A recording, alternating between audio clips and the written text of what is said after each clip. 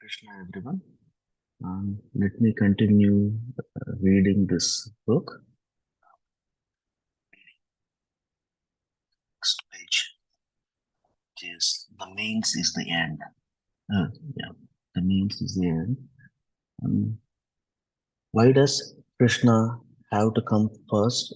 How to first come to a conditioned soul in the form of sound? Could he not immediately appear in his eternal form? We have already discussed this a little in the section. More merciful than Krishna, but let's go deeper. Krishna form in sound is the only form to which the conditioned souls can relate to at present. It is this form that gradually purifies them so that they can one day welcome the Lord in his form as Radha Govinda. One might ask why it is not possible for conditioned soul to relate to Krishna in any form other than holy name. The answer is that we cannot see Krishna with material senses, and neither have we yet developed our spiritual eyes. Chanting the holy name prepares us to see Krishna's fullest manifestations by awakening our spiritual senses. Because it is so difficult for us to understand how Krishna's name is identical with Krishna himself, I would like to offer an analogy. Imagine a good and powerful king who wants to somehow benefit an obstinate and rebellious citizen by making him a member of a royal dynasty so that he can appreciate the state without prejudice. Knowing well that the citizen is unrefined and even rude, the king chooses to introduce him to his new station gradually. Disguised as a man from the street, he approaches the citizen and asks, "Would you like to see the king's palace? I can take you there. But of course, first you have to learn how to behave." When the citizen agrees to be taken, this disguised king then instructs him how to act so that he will not raise suspicion or be thrown out by the guards. After the two approach the palace and enter through the door behind the throne room, the citizen's mysterious guide excuses himself for a moment only to reappear as the king, dressed in his royal garments and being praised by his ministers. I have to admit that this analogy sounds quaint, and of course, it is true that analogies can never really address every level of reality. Yet, this particular analogy focuses on how, in the beginning, we are unable to recognize the holy name for what he is, and how he reveals himself to us only after we have become qualified. Vaishnavas throughout the centuries have prayed to the holy name after they received his full revelation. They have prayed in effect, "O holy name, in my ignorance I did not know who you were and therefore have committed countless offenses against you." This gives credence to the analogy. Much like the citizen, we are trapped in the illusionary world where everything we see and think is a product of the material elements, and our subjective interpretation of them has nothing to do with our spiritual identity or the spiritual reality. Still, we never lose our spiritual nature no matter what happens to us. Even the heaviest mountain cannot crush the soul, nor can all the water in the deepest ocean drown it. No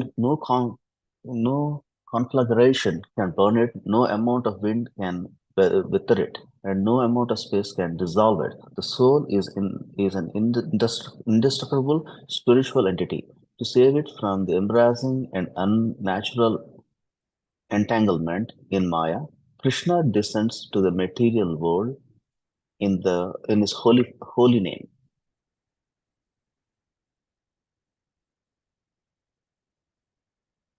And doing so becomes the second spiritual entity within the matter.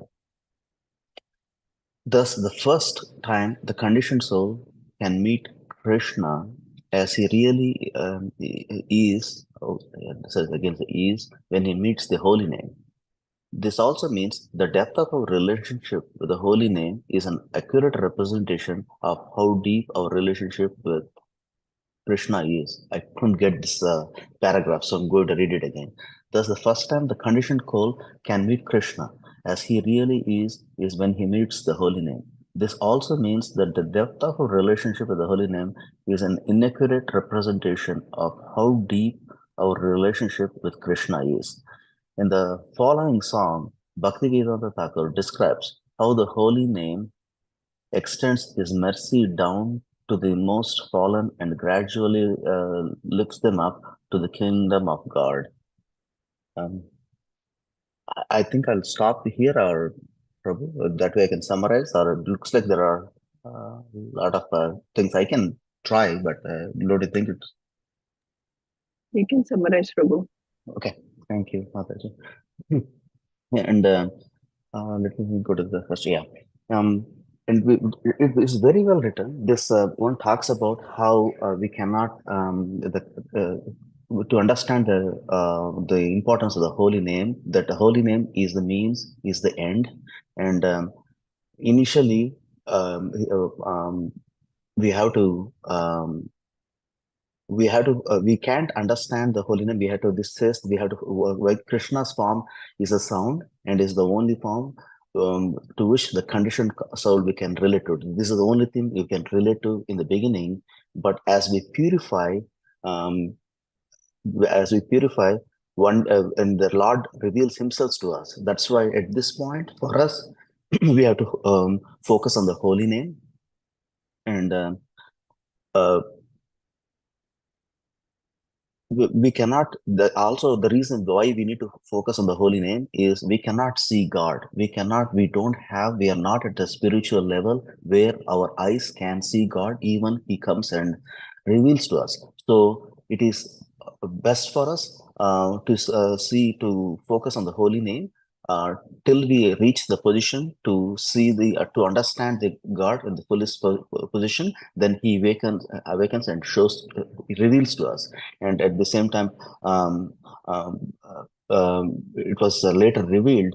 There was an analogy given how I think let's go to the yeah there and the analogy is given where um, we actually a man disguised himself like the god disguised himself as a citizen is actually sorry it's the king disguised himself as a citizen to um, uh, to um, to and take the person who is rude to the palace. So since he is not he's rude, so he has to condition him to to so that he won't get kicked out. So once he comes to the kingdom, he'll reveals himself. But in the similar way, we have to we have to uh, we are right now in the initial stage. We are rude.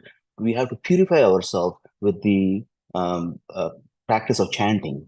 And when our hearts are purified and we are in a position to understand God and Lord Krishna reveals to us. That's what I understand from here. And let me see if I miss anything. I think can we go to the last paragraph or I can see that one. Oh yeah, I see what you're highlighting. Yeah, the soul is all indestructible spiritual entity. To save it from embracing situation and unnatural entanglement in Maya, Krishna descends to the material world in the form of his holy name. Um, so also there is a it says that the depth of our relationship with the holy name is an accurate representation of how deep our relationship with Krishna is. That's why I think we kind of talked about times when we do chanting, uh, we can chant without not attention, or you really chant with full attention, like putting your heart to it. You can feel it, and when you do that, the depth of the relationship, you feel the chanting quality is better, and so many things. And the depth of this relationship is the representation of how